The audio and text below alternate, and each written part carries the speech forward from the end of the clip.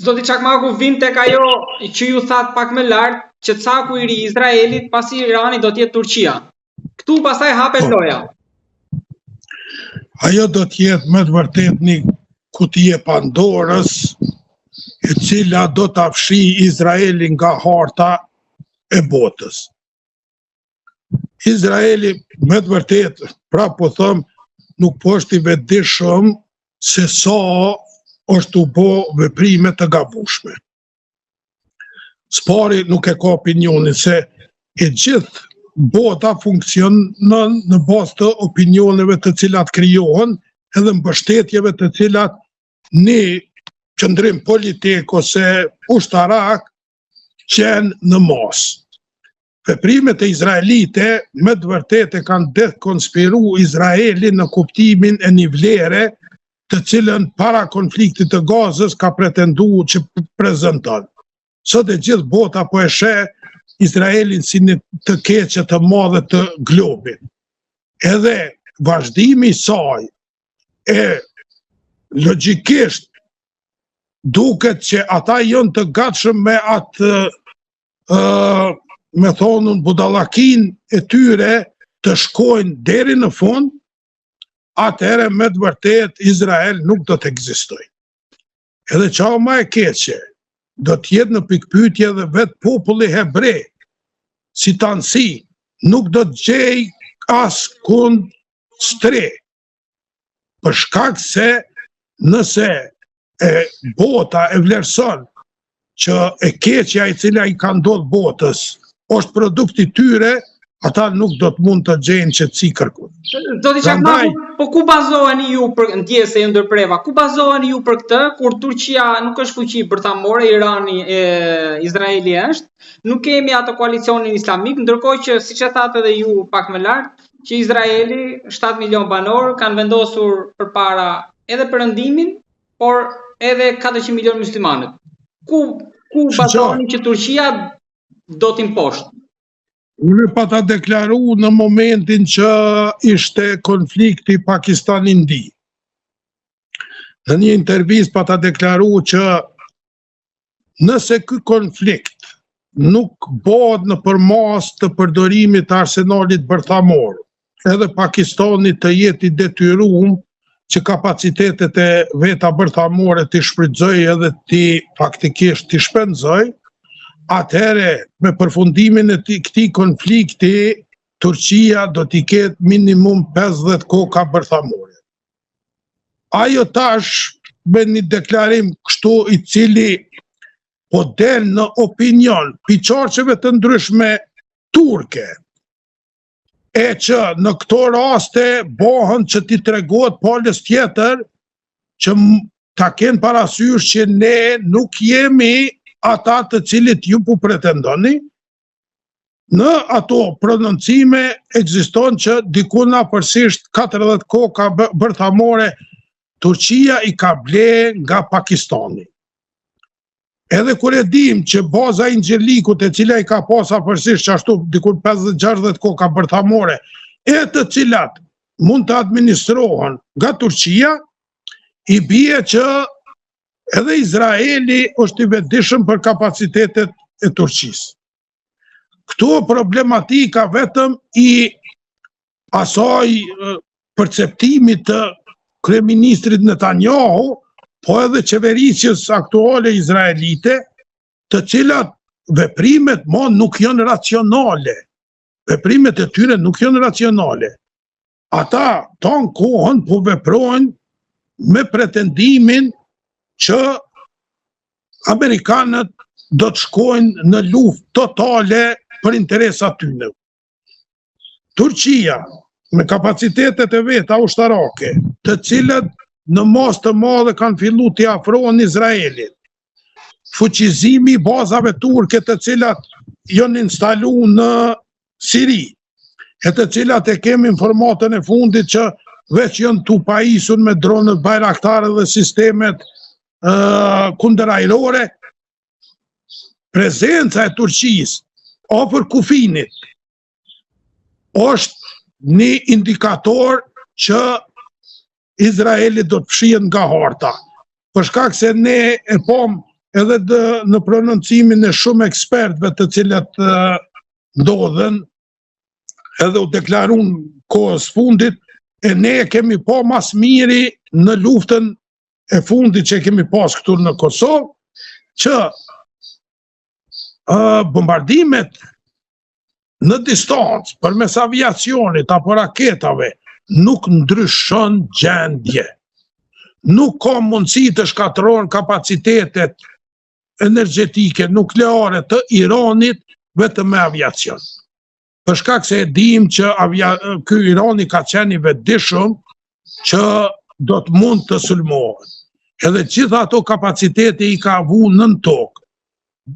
Fillimisht është deklaruar që dikuna forësisht në thellësi ma shumë se 80 metra, e që i kundërpërgjigjet gjithë armatimit të cilët ekziston në perëndim për depërtimin në thellësi deri në 80 metra, e tash së fundi po dalin që afërsisht disa kapacitetet e Iranit janë shkuar edhe deri në 800 metra thellësi të tokës, e që e bën të pamundun çfarëdo mundësie që ato të shkatërrohen, ajo në mënyrë automatike e shfaq nevojën e ndërhyrjes toksore. Pa ndërhyrje toksore, asnjë shtet nuk ka mundësi që të kapitulojë. Kjo paraqet pastaj rrezikun të cilin po e thom Izraeli, për shkak të afërsisë të cilën e ka arrit Turqia afër kufirit të Izraelit me kapacitete toksore. Gati 1 milion ushtar në mos gaboj. Po, do me thonë, në momentin i gjithë ai kapacitet njerëzor, i cili ndodhet në Siri, po i cili do të ndodhet edhe në Jordan, edhe në Liban, do të jetë krah Turqisë në ato momente. Edhe ajo ja pa mundson çdo mbrojtje Izraelit. Na po e shohim vetëm tash, ajo veç i ka zhvendos një pjesë të madhe të aviacionit të vet për shkak të pasigurisë të cilën e ka në aeroportet e veta, në aeroportet e Çipros. Unë jam i bindur që në një interval kohor do të ketë mundësi që të vinë edhe në Shqipëri, në bazën ushtarake të NATO-s, unë pa ta deklaru afërsisht para 1 vjete, të Turqisë. Jo, baza e NATO-s e cila është ndërtu në Shqipëri, ajo do t'i strehoj kapacitetet e aviacionit izraelit. Për shkak se edhe Çiproja, në momentin që Turqia e ka një pjesë të Çipros në mbikëqyrje, e bën jo të favorshëm prezencën e aviacionit izraelit në Çipro. Prandaj ata ka mundësi që të zhvendosen edhe ma fell në këtë pjesë, e vetë një hapësirë me atë pamaturinë e vetë politike, të cilën e ka shfaq Edi Rama në shumë prononcime të veta që Shqipëria do të jetë streh për gjithë popullin izraelit, ka mundësi reale që baza e cila është rindërtu me mjetët të NATO-s të përdoret për strehimin e aviacionit izraelit. Këtu atëherë do kishim një përplasje me interesa turke, sa atje kemi edhe dronet Bayraktar që morëm së fundi. Po, këtu po thëm, pamaturia apo loja politike të cilën po e lun Edi Rama është pak me mundësi të pasojave kogjat mëdhaja për popullin shqiptar. Për shkak se nëse ne vendosemi në krah të gabum, në momentin ana e kemi pasit që do të thotë të rreshtohesh gabimisht në kuptimin e një aleance strategjike, ajo në mënyrë automatike do të ketë pasoja për shkak se unë jam i bindur që Izraeli nuk mund të fitojë. Në momentin që je në anën e humbësit, do të jesh edhe ti humbës. Ne e dim çfarë pasoja kemi pas kur kemi qenë me Perandorinë Osmane, edhe në momentin që Perandoria Osmane u shpërbo, trojet shqiptare u ndonë. Faktikisht prej një hapësine që ishte afërsisht, me thonë ndikun mbi 100.000 km2, më rrinëm në 30.000 kilometra katror, edhe u shpopullu një pjesë e madhe e hapësinës shqiptare, prandaj duhet pas kujdes në aleancat të cilat qeverisjet edhe të Kosovës, po edhe të Shqipërisë në këto kohë të trubullta i vendosin për shkak se të dilesh tash në kundërshtim me fuqinë turke, e cila është mik ma i besueshëm i popullit shqiptar, do të jetë fatale për ne. Edhe diçka ju lutem te kjo për ta mbyllur, duke qenë se edhe sipas mediave, edhe nga ajo që ju tha, Turqia ka nisur, pra ka lëvizur drejt përgatitjes së terrenit, ka hapur sipas mediave edhe kapakët e raketave balistike, duke qenë në gatishmëri. Ju prisni që ky konflikt në lindjen e mesme tani, në situata tani të mbyllet së shpejt, apo prisni që zgjas siç po zgjat ajo në Ukrainë, edhe ndoshta të vazhdoj konflikti i ngrirë kështu? Nëse është bllaf amerikan, për shkak se shiqo, nuk ka mundësi të mbetet konflikti ngrirë Izrael-Iran. Thjesht nuk është e mundun për shkak se edhe Izraeli, edhe Irani nuk prezantojnë Rusi. Konflikti Rusi-Ukrainë ka metë si konflikt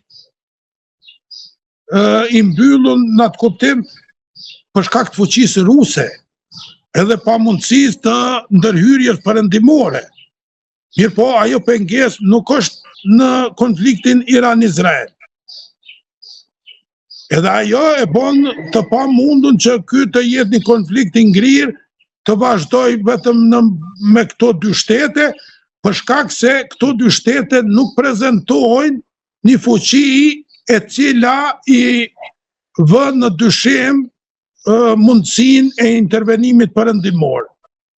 Prandaj nuk ka mundësi ose do të jetë Irani goxha i dëmtuar edhe me i pranu faktikisht kushtet pa asnjë kusht paraprak, të cilat i imponon perëndimi, ose do të jetë një involvim i drejt për drejt perëndimor, e që pastaj do të jetë shpërbërje e Iranit, për shkak se ne dim që struktura fetare në Iran është goxha problematike, për shkak se përkundra që Irani tash i deklaron dikun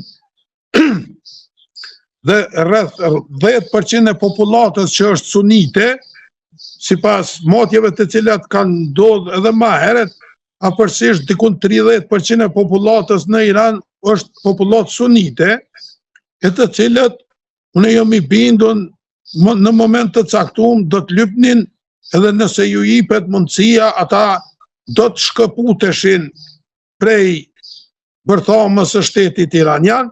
Prandaj do ta kishim një Irak të dytë, ku janë të ndam kurdët e kanë një autonomi goxha substanciale në veri të Irakut, ekziston pjesa sunite e cila edhe ajo administrohet në masë të madhe prej pjesëtarëve të vet, edhe kem pjesën shiite, prandaj do ta kemi një Irak të dytë, e cila është intens parsore e Izraelit, që mos të ketë entitet shtetëror me kapacitete të tilla të cilat sot i prezanton Irani. Zoti Çakmaku, të falenderoj shumë për analizën dhe që e shpjeguat për publikun, duke e bërë më të kuptueshëm këtë konflikt që po vazhdon atje, duke uruar që mos jetë fillimi një lufte të tretë botërore. Të falenderoj shumë. Përnderës edhe për juve për mundësinë.